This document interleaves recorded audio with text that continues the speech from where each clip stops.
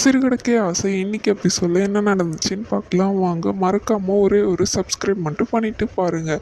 பார்த்தீங்கன்னா மீனால கிளாஸ்க்கு வந்திருக்காங்க. இன்றைக்கி எஸ்ஏ எழுதணும், உங்கள் வாழ்க்கையில் மறக்க முடியாத ஒரு எஸ்ஐ வந்து எழுதுங்க அப்படின்னு சொல்லிட்டு அவங்க வந்து சொல்கிறாங்க.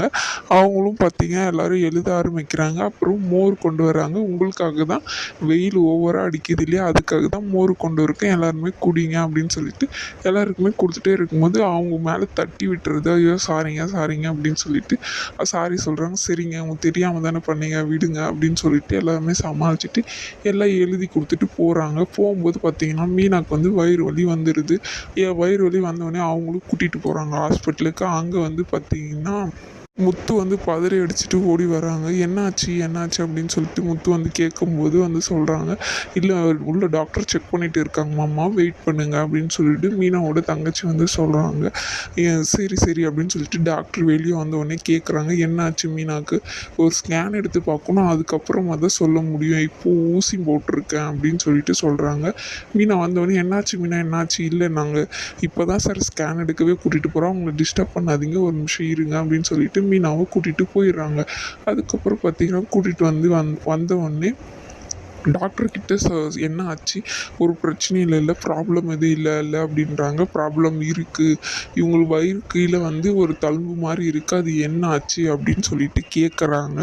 இந்த மாதிரி ஒரு யூனியன் எலெக்ஷனில் அவங்கள ஒருத்தர் கத்தியால் குத்திட்டாங்க அப்படின்றாங்க. மேலே மட்டும்தான் புண்ணு ஆறி இருக்குங்க. அவங்க கர்ப்பப்பையில் வந்து இன்னும் ஆறில் ஒரு அடைப்பு மாதிரி ஏற்பட்டிருக்கு அப்படின்னு சொல்லிட்டு சொல்கிறாங்க. இதால் ஒரு பிரச்சனையும் இல்லை, சர்ஜரி பண்ணால் சரியாக போயிடும் இல்லை அப்படின்னு கேட்குறாங்க. இல்லை இது பிரச்சனை தான், இது ப்ராப்ளம் தான், இவங்களால இயற்கையாக வந்து ப்ரெக்னென்ட் ஆக முடியாது அப்படின்னு சொல்லிடுறாங்க. அப்போது சொன்ன உடனே மீனா வந்து ரொம்ப அழ ஆரம்பிச்சிடுறாங்க.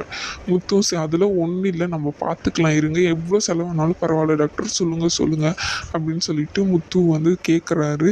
இதுக்காக பெரிய டாக்டர் வந்து மும்பை போயிருக்காரு. அவர் வந்தோடனே நான் உங்களுக்கு அப்பாயின்மெண்ட் வாங்கி தரேன், நீங்கள் வந்து பாருங்கள் அப்படின்னு சொல்லிட்டு சொல்கிறாங்க.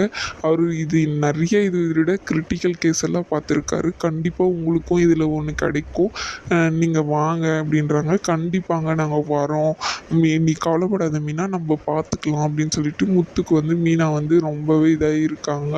அதுக்கப்புறம் வெளியே வந்தவொடனே அழ ஆரம்பிச்சிடுறாங்க. எனக்கு என்னால் அம்மா ஆக முடியாதா, உங்களுக்கு ஒரு குழந்தை என்னால் பெற்று கொடுக்க முடியாதா, என்னை அம்மான்னு கூப்பிட முடியாதா அப்படின்னு சொல்லிட்டு ரொம்பவே அழுக ஆரம்பிச்சிடுறாங்க.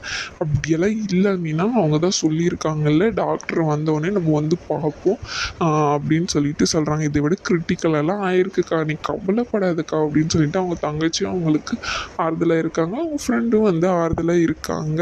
அதுக்கப்புறம் வெளியே கூட்டிகிட்டு போ, நான் மாத்திரை வாங்கிட்டு வரேன்னு சொல்லிட்டு அவங்க வந்து கூட்டிகிட்டு வராங்க. அப்போன்னு பார்த்தீங்கன்னா விஜயை வந்து பார்த்துட்றாங்க. இவன் என்ன இங்கே பண்ணுறா, ஐயோ இதே என்ன ஹாஸ்பிட்டலு, ப்ரெக்னென்ட் லேடிஸ் தானே இங்கெல்லாம் வருவாங்க, என்ன ஆச்சுன்னு சொல்லிட்டு பார்க்குறாங்க. அவங்க ஃப்ரெண்டு எல்லாமே போயிட்டு பின்னாடி முத்துவும் மீனாவும் காரில் போயிடுவாங்க. அவங்க தங்கச்சிக்கிட்ட வந்து கேட்பாங்க, என்னாச்சு, ஏன் உன் அக்கா இங்கே வந்துட்டு போகிறா அப்படின்னு சொல்லிட்டு கேட்குறாங்க. அக்காவுக்கு வயிறு வலி, அதனால தான். ஏன் உன் அக்கா ப்ரெக்னெண்ட்டாக தானே இருக்கா, முத்து சொல்லக்கூடாதுன்னு சொல்லியிருக்கானா, சொல்லு அப்படின்னு சொல்லிட்டு சொல்கிறாங்க.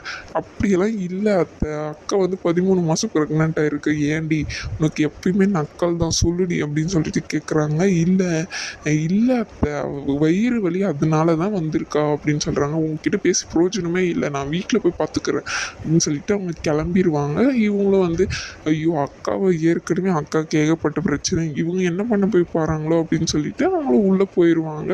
அதுக்கப்புறம் மனோஜை காமிப்பாங்க. அந்த ஜோசியர் என்னென்ன சொல்கிறாருன்னா, காசு வரும்னு சொன்னீங்களே ஒன்றுமே வரலையே அப்படின்றாங்க. கண்டிப்பாக உங்களுக்கு இதில் ஒரு நல்லது இருக்குது, கண்டிப்பாக வரும் அப்படின்னு சொல்லிட்டு அவங்களும் பேசிகிட்டே இருக்கும்போது அவங்க மாமியார் வராங்க. வந்தவொடனே ஏன் மாப்பிள்ளை வீட்டுக்கே வர மாட்டேன்றீங்க, நீங்கள் காசு கொடுங்க நான் வரேன் அப்படின்ற மாதிரி சொல்கிறாரு. இவர் காசுக்காக தான் இப்படி எல்லாம் பண்ணுறா, எப்படியாச்சும் ஏமாத்திடலான்னு பார்த்துனே, ஆனால் முடியாது அப்படின்னு சொல்லிட்டு, உங்களுக்கு காசு தானே மாப்பிள்ளை, ஆடிட்டர் ஊருக்கு போயிட்டு இருந்தார், வந்துடுவார், நான் நாளைக்காக உங்களுக்கு கொடுத்துட்றேன் அப்படின்னு சொல்லிட்டு அவங்களும் அங்கேருந்து போயிடுறாங்க. ஜோசியர் சொன்ன மாதிரி நடக்கும். ஐயோ நீங்கள் தெய்வம் சார், சூப்பர் சார் அப்படின்னு சொல்லிட்டு டாக்டர் உள்ளுக்குள்ளே என்ன பிரச்சனையோ அதை சொல்லுவாங்க, நான் இந்த கிரகத்தில் என்ன பிரச்சனையோ நான் சொல்லுவேன், எப்பயும் உங்கள் கூட தான் சார் இருப்பேன் அப்படின்னு சொல்லிட்டு அவங்க வந்து சொல்லிட்டு இருக்காங்க.